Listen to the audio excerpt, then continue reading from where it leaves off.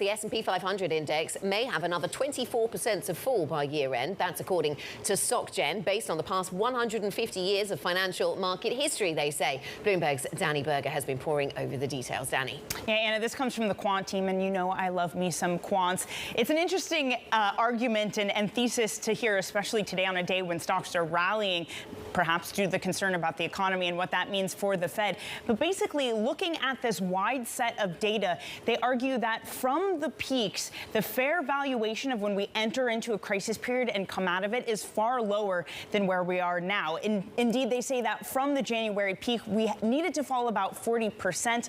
In percentage point terms, we're about halfway there. So it's not necessarily about valuations of this market. It's based on past crises valuations as well. And look, part of the conversation is perhaps we haven't fully capitulated, and that's why we're not as low as where Societe Generale thinks we will be. Perhaps we'll get there. There are signs of pessimism. For example, Bank of America says that through Wednesday, there were outflows from equity funds the most in 9 weeks. So there certainly are concerns there. But again, that came before markets started to rebound. So how much further do they need to go to fit, in the opinion of Societe Generale, that sort of post-crisis valuation?